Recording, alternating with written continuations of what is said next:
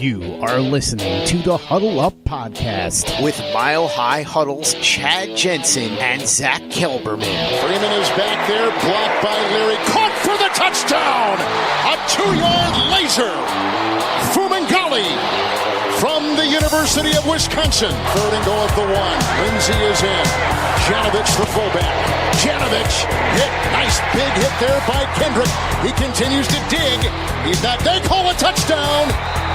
They call a touchdown on a 1-yard jump inside. Trying to set up the screen to his tight end, Noah Fant. He's got some room to run. He cuts it back at the 10. Fant takes it in. Touchdown, Denver. The first NFL touchdown for the rookie tight end out of Iowa. End zone caught. Touchdown, Courtland Sutton. His 5th career touchdown, but his first here in Denver. And now, here are Broncos country's football priests to help you exorcise the demons of another doomed season. I have exorcised the demons. This house is clear.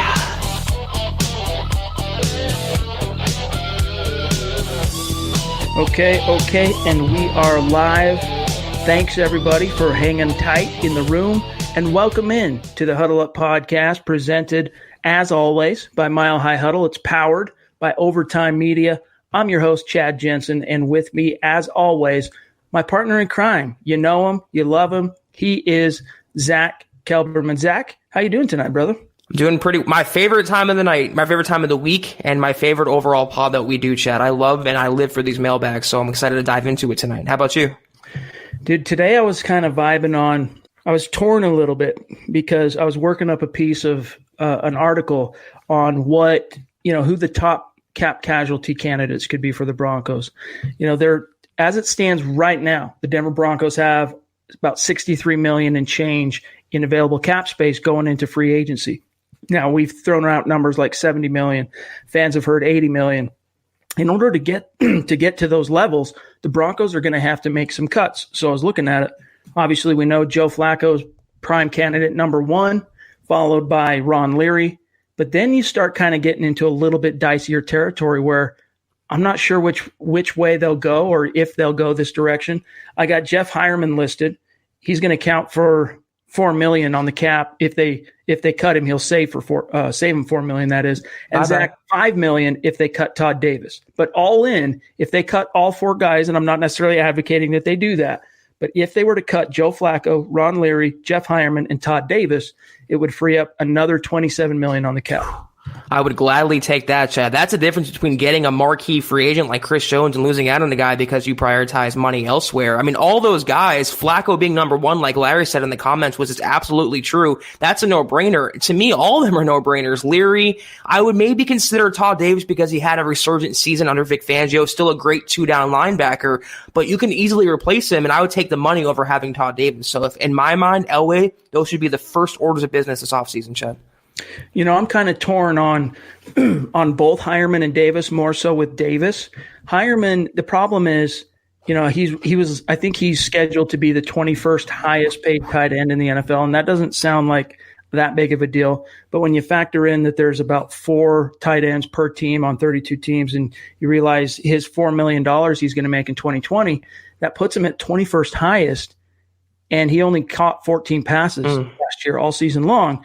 You start getting to, it's a lopsided value. It's not a value for the team anymore. However, he is the one guy that, as of right now, what you could count on is he can play in line, and he, in other words, he can block, and then he can get out there and catch a pass, even though he's nowhere close to being the dynamic impact player that a Noah Fant is. But see, I'd be okay with cutting loose Jeff Heuerman because Noah Fant showed in his rookie season not only that he's a capable pass-catching weapon, an F tight end, if you will, move tight end, but also that he's, even though he's still rough around the edges with his blocking technique, Zach, he's 100% willing to learn that aspect to become a complete tight end. Like, he attacked that, I think, and came a long way compared to what his perceived bio was going into the draft, that he's just a receiver only. His blocking acumen is not so hot. He came a long way on that, kind of like Drew Lock with his footwork. There's not many players that we disagree on, Chad, but I feel like Jeff Hireman is one. I wouldn't pay the guy $400,000, let alone $4 million.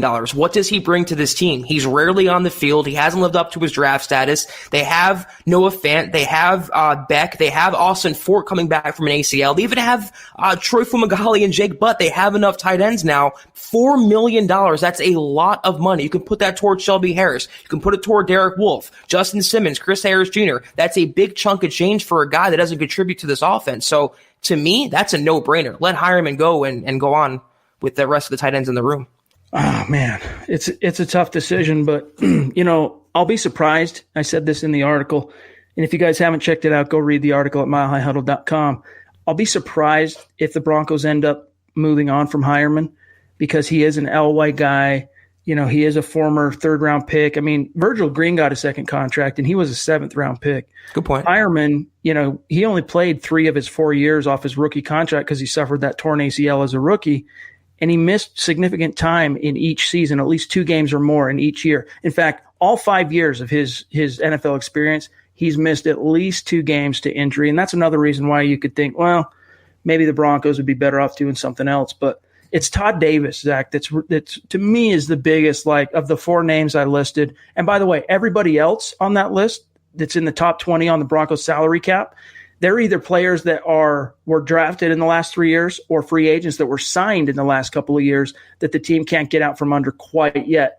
Literally, besides Flacco, Davis, Leary, and Hireman, there's Von Miller, and then there's Brandon McManus. Now, Miller, you could maybe look at restructuring. I don't think you're going to ask him to take a pay cut because I think the team views 2019, if anything, kind of as the down year, but more of like an anomaly, like an outlier. And McManus, I've had my criticisms for McManus, like the throwing of the helmet and badgering his head coach to kick a 60-something long, field goal, but they don't grow on trees, kickers. Right. It's what we've seen in the NFL the last season or so is that reliable, consistent kickers are very difficult to find. In Dallas, they had a kicker who was good last year. He missed 10 kicks this year. They finally cut him for Kai Forbath, another journeyman. So McManus, he might have his struggles. He might go through inconsistent spells. He might have an attitude problem, but he's still a pretty above average kicker, especially in Denver. So I would look for him to come back, Chad. We'll continue talking about this topic as we get into today's podcast, but of course, today is all about the Mile High Mailbag because Zach and I are your football priests. Each and every week, we're here to offer you the absolution and the answers to your burning Broncos questions, and we're going to dive into them. But first, just a couple of quick reminders, you guys. Make sure you're following the show on Twitter at HuddleUpPod. That is simply the best way for you to keep your finger on the pulse of what's happening with the show in real time. And then don't forget to head on over to Apple Podcasts and leave a creative review on the show. And if you like what Zach and I are doing, leave us a 5-star rating. Our friend Ariel, that Bronco guy, that Bronco dude, I think on Twitter, but you guys see him in the comment stream here as one of our super chat studs, tweeted to me today that he left a 5-star review on Apple Podcasts. And that's what we're talking about. That goes a long way. It supports the show organically. And that also enters a guy like Ariel or any one of you who review the show into our monthly giveaway where we give away a hat or a shirt, randomly select a couple of names out of the hat and send it on out there. So take care of that business. This is the Overtime Podcast Network. All right, let's welcome in everybody. We've got a lot of activity in the comment stream. This is exciting here. Let me welcome in Ryan, Travis, Stu, Buck and Bronco, LeVar, Joel, Anthony, all you guys who've been hanging out with us. Stu, love you, bro. Jumps in with a $15 donation. You, as Stu. Always, dude, you are single-handedly keeping this thing afloat. This podcast, Stu. we love you. Let me see here. I'm skipping over some guys. Give me one sec here.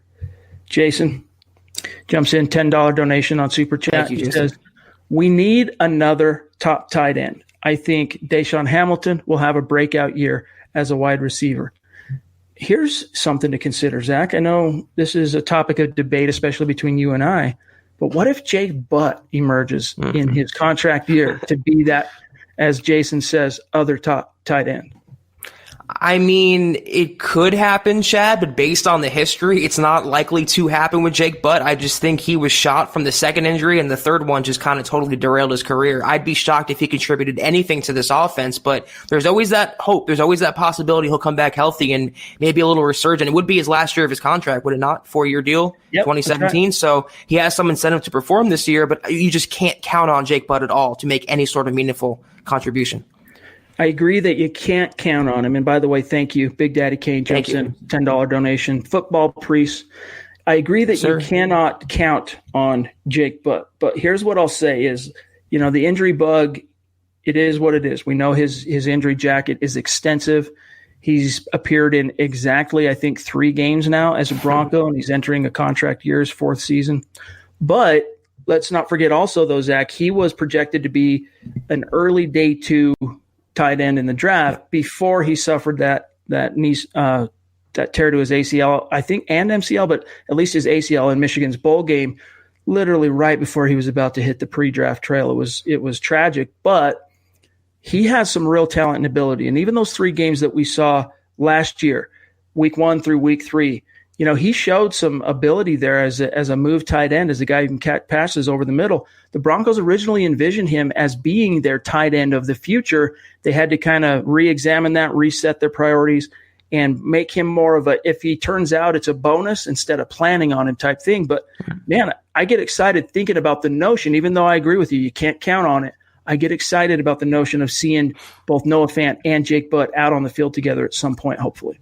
On paper, that's a great tandem. And like you said, Chad, the Broncos got a steal in Jake Butt where they drafted him. He was a 2nd, 3rd round talent. But you're talking about what we saw in those 3 games. That was before his 3rd injury. So are we getting that type of player? What are we getting from Jake Butt? Can he contribute? Can he run? Can he stay healthy? I happen to believe they used a tight end pick in the 1st round last year because they don't think they're going to get any contribution from Butt or starting contribution from Hireman. I think anything you get, even 1 reception from Butt this year, even if he's healthy enough to play even, would be a bonus. I'm more of the opinion you have Noah Fant as your tight end 1. If you want to supplement the position, go get an Austin Hooper. Go get an Eric Ebron, a pure pass catcher. There's other tight ends out there. Draft one, but don't rely on a guy coming back from 3 ACL injuries. It's unprecedented, Chad. I don't see him coming back from it. Yeah, the odds are slim that he's going to turn out to be anything for the Broncos, but never say never. He's going into his 4th season in the Broncos manger with the medical staff. Hopefully, the bad luck is over and the bad juju's behind him, and we'll see. Only time will tell. It's still really early in the year. Yeah. We'll see how that shakes out. And by the way, one guy that, for those of you who are listening to the podcast on the RSS feed, whether it's Apple Podcasts, Stitcher, wherever you're listening to the show, iHeart, Nick Kendall and Carl Dumler talked a lot about Andrew Beck today. And basically, well, maybe not today. It was yesterday's pod or this morning's pod. I don't know. I can't remember. I get turned around sometimes with these pods every week. But they talked about how Andrew Beck was one of Nick Kendall's highest stock up in terms of risers and fallers coming out of the 2019 season. Andrew Beck, especially after Andy Janovich suffered that injury. And I would say, like, in the final 4 or 5 games when Locke was inserted and the offense started to have a more dynamic attack, he really emerged as an athletic playmaking impact guy. He's small returns, smaller impact, but he's a guy I could see really turning a corner in his 2nd year in Denver as well. Yeah, he's a guy probably never going to be a starter, but a good Matt Lacoste type, a good backup number 2 to have. And I'd rather roll with him than gamble on a guy like Jake Butt coming back from 3 injuries. So the Broncos have some young tight ends in the system, Chad. Fortunately, they're not relying on Butt to come back. They have Fant, they have Fumagalli, they have Austin Fort, and now they have Andrew Beck. So they're in a pretty good position where they don't have to reach for need or draft for need this offseason. Joel's question is, for today, it would be about what I heard today on Zach and Stokely on the fan radio. If Tua drops to 15, would you want Elway to draft him and have 2 quarterbacks in case Drew doesn't work out? The word is Drew might be another Trevor. Well, Joel, I'm not sure where you're getting the word. Yeah, word from who? I mean, first and foremost, Trevor Siemian, look, he has some distinguishing records as a Broncos starter, because you got to remember his first year as a starter in 2016 was literally basically take Peyton Manning out of the equation, insert Trevor Siemian. It was a Super Bowl champion roster that he stepped onto. So it's no wonder that he won 8 games, as a first-time starter in 2016. But then the chickens came home to roost, and you saw all those physical limitations that Siemian had. Very smart player. I mean, easily beat Paxton Lynch out, what was it, 2 summers in a row. But he didn't have anywhere close, Zach, to the physical traits and skill set and elite arm talent that a Drew Lock has. That's just on the tangible side. Intangibles, did you ever hear any teammates? I mean, you'd catch the occasional compliment when they were asked about it directly, but did you ever hear anything like the way the Broncos locker room, unprompted, if they're in front of a mic and they get asked anything that as it relates to team implications, Drew Lock's name comes out time after time after time after time, and it's across the board from the young guys to the veterans. And at this stage, especially being 4-1 as a starter, as a rookie on a team that, had only won, 3 games when he took over. I mean, I don't even know how anyone could say at this stage that he might be another Trevor. Nothing but love for Trevor Siemian. He was a really good placeholder starter. I think he really overachieved. Great guy, great locker room presence, but we're talking about the fan here. This is the same station, I bring this up every time, that tried to create drama in a quarterback competition 2 summers in a row with Siemian and Lynch. Team Paxton versus Team Trevor. To suggest they're going for Tua, to me, it's like a ratings grab. They're just doing it to rile up the fan base. It's not going to happen. Even if they didn't have Drew Lock, I don't think Elway would gamble on an injury, not injury prone, but a guy coming off a major hip injury like Tua. So now that they have Lock, he won 4 games. He went 4-1. I don't understand where these narratives are coming from, Chad. Either from Joel Klatt or 104 Point Through the Fan. Why would you poo-poo Drew Lock? He went 4-1. He's the face of the franchise. Like you said, the team is rallying around him. Why would you invest a first-round pick and put yourself right back to where you were in 2016, 2017 with these unnecessary quarterback competitions, these distractions, these headlines? You finally have the guy. Rally around the guy. Any suggestion otherwise, like Remington said, the fan is awful. That's what they're known to be. I don't want to, crap on them. They serve some good purpose, some good content, but this is ridiculous. This is inane to suggest that, Chad.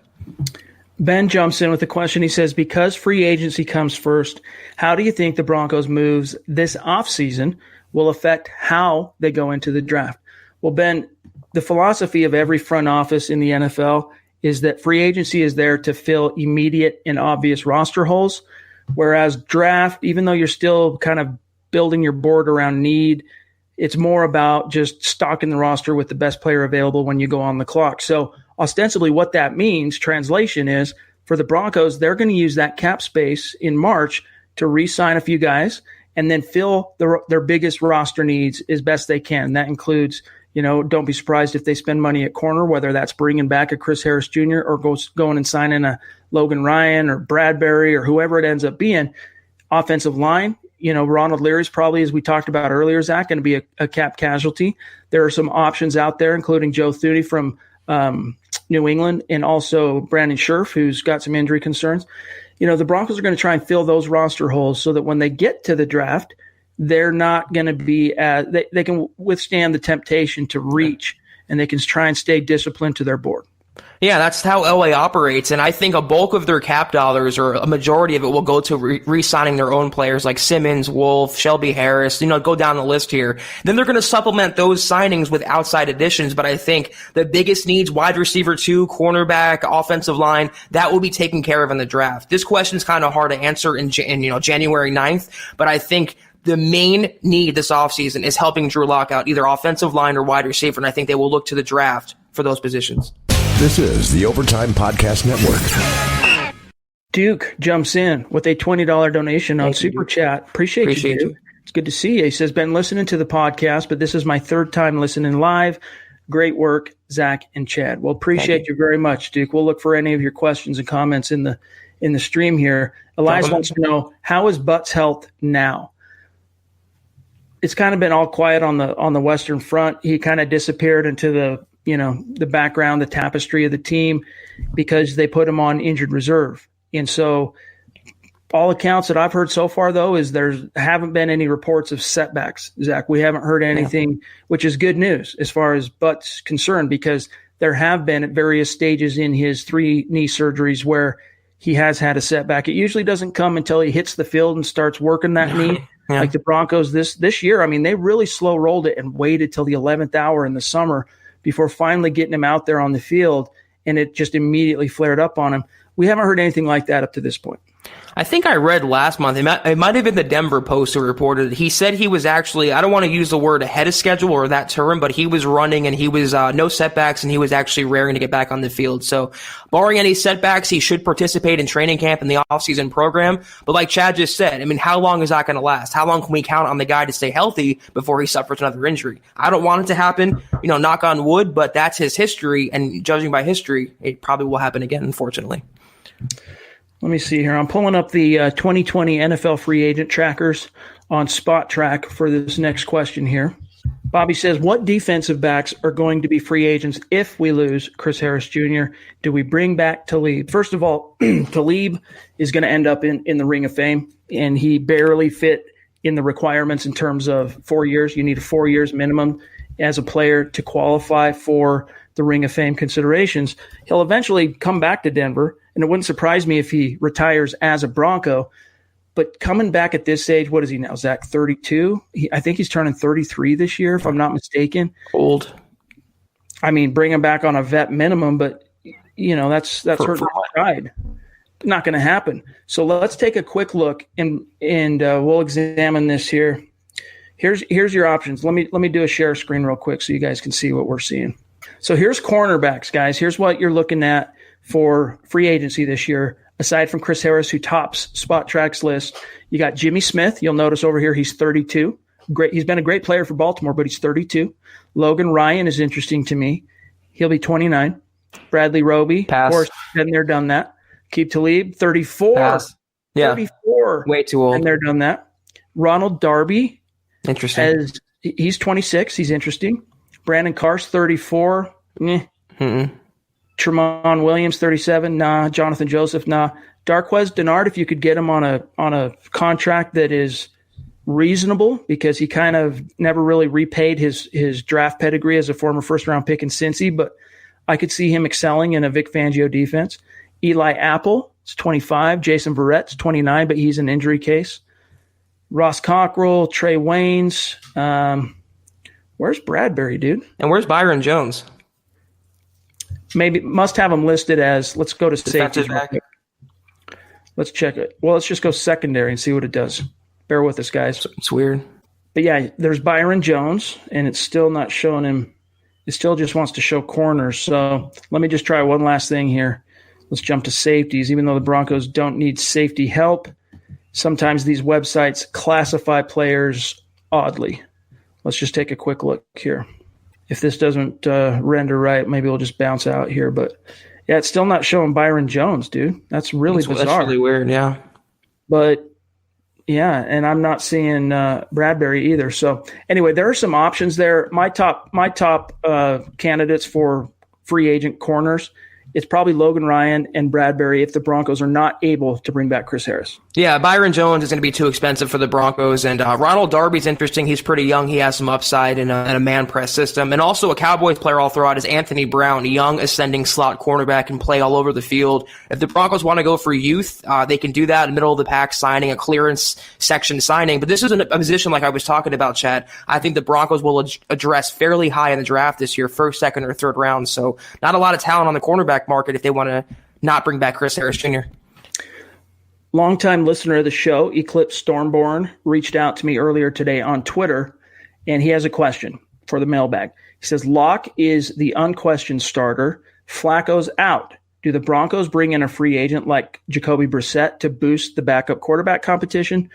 And then he goes on to say, I might miss the live pod, but if I can get on in time, right, dude, I wonder if he's on. Have you seen a comment from Eclipse Stormborn? No, I haven't. Let's see. Hold on. Bear with. Oh, dude, there he is. Eclipse, what's up, my dog? Dropping $5. Donation, Appreciate you. We're going to answer your question right now and then grab this other one as well. So let's get back to it. Let me just grab this real quick. So do you see the Broncos bringing in a free agent with a little bit of cachet like a Jacoby Brissett to bolster the backup? No, I don't see the need for it, Chad. He doesn't have an injury history, Drew Lock, and he doesn't need the distraction of having another veteran behind him like Brissett, a starting caliber veteran. They have young quarterbacks on the roster. Brandon Allen technically is a veteran. He knows the system. He can step in as a pinch starter. We saw that. That's why I believe they're not going to sign one. I don't think they're going to draft one either. They have the young quarterbacks in the system. Roll with that. Make Lock the unquestioned guy. No more signings, no more narratives. Leave him alone. Yeah, nothing that's going to, in any way, shape, or form, shift the ground that Locke is standing on right now. Not that he's like, needs to be treated with kid gloves or anything like that, but just make sure he has the full faith and support of the organization. At this stage, you just don't want to do anything from an organizational perspective that is going to screw that up. And then his second question here, he says, staying on free agency, what do you guys think of Brandon Scherff from Washington? Now, Zach, I've kind of gone back and forth on the topic of Brandon Scherff. He's the last 2 seasons, I believe now, he's finished the year on injured reserve. Yep. Considering that Ronald Leary, who he would ostensibly be replacing in the starting lineup, has missed at least 4 games in each of the 3 years he's been a Bronco.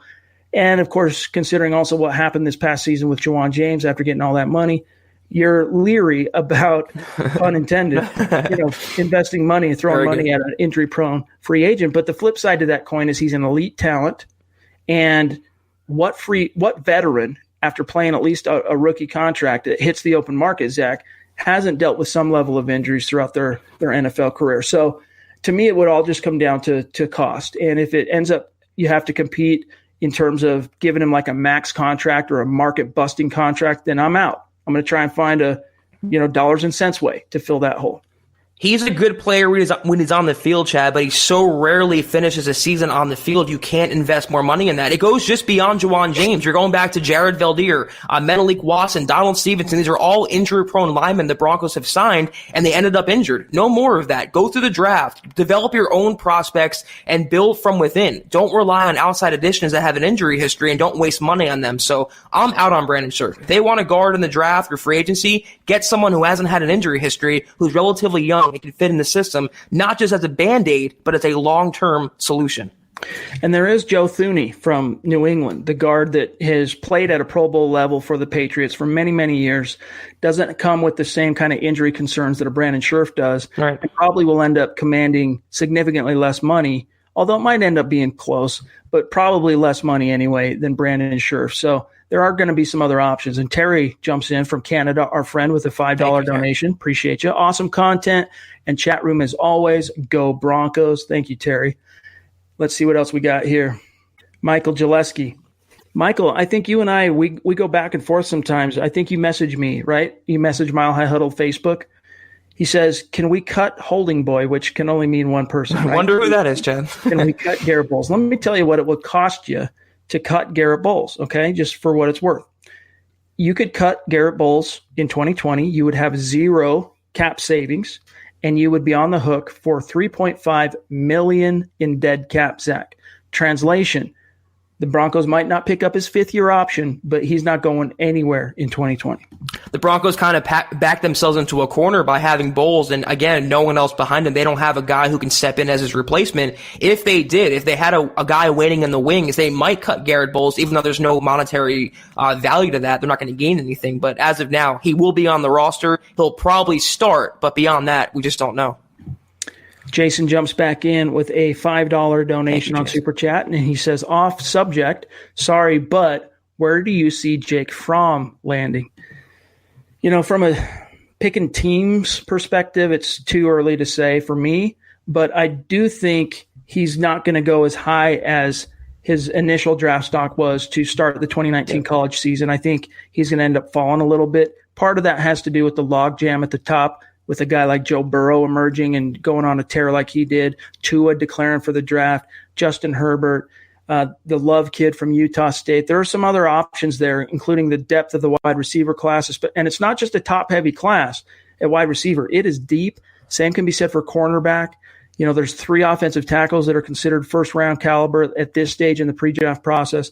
For all those reasons, Zach, I see Fromm ending up either going back end of the first round to a team like the Patriots, possibly, who, if they end up re-signing Tom Brady into like a 1 or 2 year deal or whatever, pay him his $35 million a year short term, but have a mandate to bring in a bona fide, you're the next guy. I could see a situation like that. I'm not necessarily saying he's going to the Patriots, but a situation like that. Yeah, I'm with you. I was going to say the Patriots as well, but they do have Jarrett Stidham, so I don't know if he wants to be the next guy taking over for Brady if he leaves. I can see the Chargers bringing back Phillip Rivers on a one-year deal and drafting Fromm as his successor. He's going to go to a team that's pretty much in a win-now position. He needs to be surrounded by elite talent, I think, to blossom in the NFL. So a team like the Chargers, a team like the Patriots, maybe even the Colts, I can see Jake Fromm landing, but I'm with Chad. I think he's a second-round prospect now. If Locke was a second-rounder last year, I think Fromm will be one this year as well. Glenn has a bone to pick. He says, Talib to the Ring of Fame. I don't see it, Chad. Rarely do I disagree with you. Reuben Carter on defense isn't even in yet, not to mention Steve Watson and Riley Odoms as offensive guys. Glenn, here's what I'll say. If John Lynch can be in the Ring of Fame, then Aqib Talib should absolutely be in the Ring of Fame, because it's not just that he played 4 years. That's just the minimum qualifier. It's how he distinguished himself over the 4 years. And yeah, there were some off the field things, Zach, that we had to cover, including shooting himself in a park in Dallas. Yeah. However, times. What he accomplished, multi-year All-Pro, 4-time Pro Bowler. He made the Pro Bowl each and every year he was in Denver. And of course, the most distinguishing factor, he helped the team win a Super Bowl. And he wasn't just a guy on a Super Bowl roster. Aqib Talib was one of the tips of the spear in terms of that defense just smothering and shutting down opponents. So tell me, am I wrong? Do you think Aqib Talib, it'll be many years from now, but do you think Aqib Talib has a viable case for the Ring of Fame?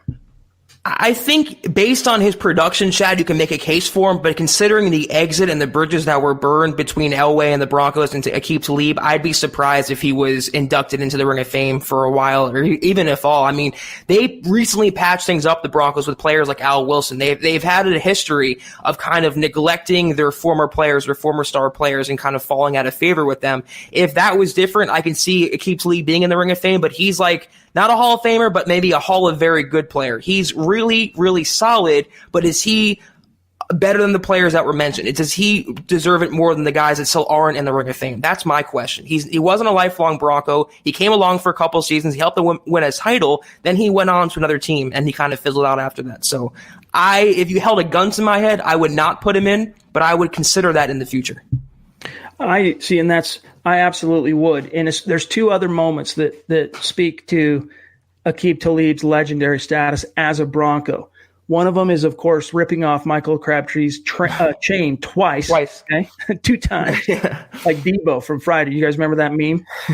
If you haven't checked it out, maybe I'll share it on Twitter or something. But that, and then also something that sticks in my mind indelibly, I'm sure a lot of you can remember this as well, is after the Broncos beat the Patriots in the AFC Championship game, which was 4 years ago this month, the TV, local TV, not local, but the national TV crew that was covering the game, they had a stage set up on the sideline, and it came time, they were bringing different players up. When Aqib Talib's turn came up to jump onto the stage, he jumped up and fell backward in front of national television, fell on his back flat. And I don't know, I think of that moment, and he still got up and he was like stoked, acted like nothing even happened, and everyone patted him on the back. But, I would at this stage, look, I look at it like this. If John Lynch can be in the Ring of Fame for the Denver Broncos, I mean, he was, I can't think now off the top of my head if he made the Pro Bowl each year he was in Denver, but he made multi-Pro Bowls while he was a Bronco, did John Lynch. I just think Aqib Talib's case is even stronger. I wouldn't be surprised if he eventually gets in. And like I said, his production would warrant him a spot in the Ring of Fame. But considering the fallout between Elway and the Broncos, and considering how they treated their former players, I'd just be surprised if it happened in the relatively near future. This is the Overtime Podcast Network. It all comes down, Rebel. He says, you guys switch sides. I don't like change. It all comes down to which one of us gets into the stream room first. Yeah. So if it's whoever usually Chad first is on the left side of the screen. So Zach beat me there. He was the more punctual host today. So give him some credit here. Remington says, I like me some Cushenberry from LSU on the interior OL. He's a guy that I've heard our draft guys talk about as well. There are some options for interior. I mean, you got Dalton Reisner locked in at left guard. Remains to be seen what the Broncos end up choosing to do on the offensive line. But there are 3 really good options in this draft, including the Wisconsin kid, Nick Kendall and Carl Dummler. We're talking about Ruiz. What's his first name? I can't think of his first name. But there's some good options at center. You got to fill right guard. Center, it all comes down to, do you bring back Connor McGovern? Right. My answer is no, if he's trying to command $10 million or more. If it's a little bit more reasonable, bring him back, but he just wasn't that good. A guy like Cushenberry in Denver, I mean, that's a pretty perfect fit there. If you know, you know. But they need help all over the offensive line, Chad. And if they go for any one guard, center, tackle, they can definitely use them. I'm with you. I don't think McGovern warrants being re-signed to a $10, $12 million contract. You're probably going to cut Ron O'Leary. You can't really depend on Garett Bolles and Juwan James. So wherever they want to go in the draft, you can't have enough offensive linemen. That is the one thing we learned the last couple of seasons. You can't have enough. Miss Bethany, which I know that's not your real name, and your real name escapes me now. It'll come back to me. You should go into YouTube and edit your handle. It says, I read your article about Laramie Tunsil having the most holding penalties. Where do you think Garett Bolles stacks up in the league? Seems like that O-line is all over, especially if PFF rated Denver at number 12, which is true. Pro Football Focus graded the Broncos overall unit 12th, which I think is pretty fair, all things considered. And that's a credit to Mike Munchak, considering the injury to Juwan James, the eventual injury to Ronald Leary, and the fact that you had a rookie starting at left guard and Garett Bolles turned a corner. My opinion on Garett Bolles, Zach, has changed quite a bit from, let's say, the first quarter of the season till now.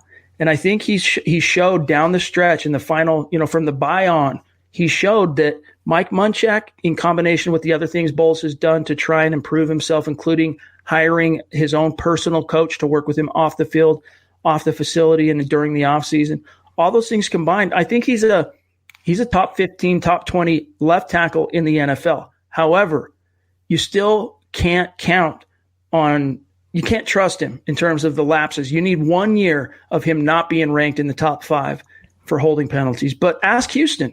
I mean, Houston's going to the divisional round. Their left tackle led the league, Zach, in penalties. How big of a deal? I mean, it's irritating to fans, and it bothers the heck out of us when we see a player get called for holding, especially at a prolific level. But you have to wonder how big of a deal that really is to the team, because you see Tunsil, they're in the divisional round. The Broncos never made any overtures or even made it sound like they were thinking about at any point ever benching Garett Bolles. So you got to wonder how big of a deal that really is to them, as opposed to actual performance on the field. I think it's another player, Chad, where you and I kind of disagree on Garett Bolles. I mean, you're talking about if he's top 20, it's still a bottom half left tackle in the NFL. You use a first round pick on the guy. So the standards are so super low with Garett Bolles, and that's disappointing in itself. But the holding penalties, yeah, they're annoying, but you can't really, it's not a 1-to-1 with Laramie Tunsil and Garett Bolles. There's different situations. Pro Football Focus is not the end all be all. The Pro Bowl is not the end all be all. Justin Simmons did not get in, whereas Von Miller did. It's a joke. It's a popularity contest. So I'm not judging that or exonerating Bolles because he finished a certain rating. Like Chad said, if he can go a full season without impacting the offense, taking points off the board, and killing drives, then I will concede on him. But until that comes around, he's always going to be a bottom half left tackle and a bust of a first round draft pick. And that's why you can't do the 5th round or 5th year option with Garett Bolles. In a perfect world, you'd like to be able to do that with all of your first round picks, but you need to see him play out this contract year with fewer mental lapses when it comes to the penalty. Way fewer, yeah. And the other side to that too is if you extend and pick up his 5th year option, you're having to pay him top 10 tackle money for that 1 year, that final 5th year. And I just don't think at this stage it would be wise to do that without him showing for a full extended 16 games that the same version of him from the bye on, we need to see that in a whole 16-game season. Jake jumps in with a $5 donation. Thank you, Jake. Appreciate you, brother. Says, would you guys trade the 15th pick for more second-day picks so that we can have an epic day 2 and build depth all around? Jake, for me, that would strictly come down to who's on the board. Like, who are you specifically passing on to move back and stockpile, 2nd or 3rd round picks? I'm not 100% opposed to it, depending on the value and what you got in return. But I think there's going to be some big-time players who can help build that nest around Locke that are going to be there for the taking at 15. Yeah, considering Elway's draft history in the second round, notwithstanding last year, I would not want the Broncos to, devote a majority of their picks in the second round. I'm of the opinion they should actually trade up, Chad. If they want a Ruggs, if they want a Judy, if they want an Okudah, if they want their guy in the first round, they have the capital this year. Don't sit on your hands. Don't let the board fall to you. Go get the player you want. So you ask me, I would not be in favor of the Broncos trading back. Like you said, they're probably going to have someone fall into their lap. Stay true to your board. Best player available, a guy that you can fill at need, a day one starter, go get him in the first round. Do not move back for the sake of moving back. Miller, we appreciate the kind words, brother. I mean, you guys are part of our everyday lives too. And we don't, when we say it, we don't just say it to say it. We mean it. We look forward to these conversations with you guys and meeting up with you 4 nights a week. And we're serious. It sounds like we keep saying it, but we're never going to do it. We are serious that we plan on doing additional live pods like this in the off season, especially during the pre-draft process. And it's coming. We assure you, just bear with us. And we're going to have some additional opportunities to hang out with you guys, break down prospects, look at this guy, look at that guy with you guys in the comment stream, participating in the conversation. So that's coming sooner than later. Jason jumps back in with another $5 donation. Jason, you're the man. He says, I think with the draft collateral Elway currently has, I think he stands at pick 15 this year unless another team pays up big. Yeah. And usually that doesn't happen unless a team's trying to make a move up to grab a quarterback. That's not an absolute because trade-ups do happen and it's not for quarterback, but that's really the only case I could see that happen. Like if a Tua fell, the Broncos are not taking a quarterback in the first or second round this year. If a guy like Tua did fall or a Fromm sitting there, like I said, I see him as a back end of the first round, early day 2, but there's still a lot of pre-draft process left to go. I mean, you got the Senior Bowl, you got Shrine Game Senior Bowl, you've got Combine, you got Pro Days. There's who knows who can catapult and rise up with their draft stock. But I mean, as far as standing pat at pick 15, I think it's a pretty safe bet to assume that the Broncos will do that this year. I can only think of 2 times that Elway traded 3 times. No, 4 times. Geez. About half the time he's traded his first round pick, whether it's moving up or because I'm thinking Paxton Lynch traded up, Shane Ray traded up, traded back for Derek Wolfe in round 1 back in 2012, traded out of the first round, grabbed him in the second round. And then, of course, last year with trading from pick 10 to pick 20. So I don't know. We'll see how it shakes out, Zach. Yeah, I'd be surprised if he's done it so often, especially last year he moved down in round 1. I think he's going to stick to his board this year because he's going to go into the draft knowing it's probably going to be in the first round, a wide receiver, offensive line. I think those are the 2 positions, and I think he's going to make it so he'll take care of everything else in the free agency in the offseason to leave him in that position. I would ultimately be surprised if he traded back in the first round. But like I said, January 9th, it's so tough to tell right now. So many things can happen. We won't even know until they're on the clock what they're going to do. Let's grab 1 or 2 more, and then we got to get out of here for tonight, you guys. From Ariel, I really hope the smoke clears when it comes to this Tom Brady coming to Denver storyline. I'm tired of hearing quarterbacks coming to Denver when we all know that Locke is the guy. Honestly, the way I think it's going to resolve, Zach, I'll be stunned. When it's all said and done, I'll still be stunned if Tom Brady suits up for another NFL team besides the New England Patriots at any point in his career. Yeah, I'm with you. I think it's either retirement or I think he does come back. But retirement's now not an option. I think his ego is too much and he wants to get the bad taste out of his mouth from this season. It's not coming to Denver, though. I will wager my life on that. He's not coming to Denver. He's not going to be the Broncos quarterback. We can get rid of that trope, that narrative, that notion, that theory right now. Put it to bed. It's not happening. Chris jumps in with a $10 donation on Super Chat. Thank you so much, Chris. That means a ton. You.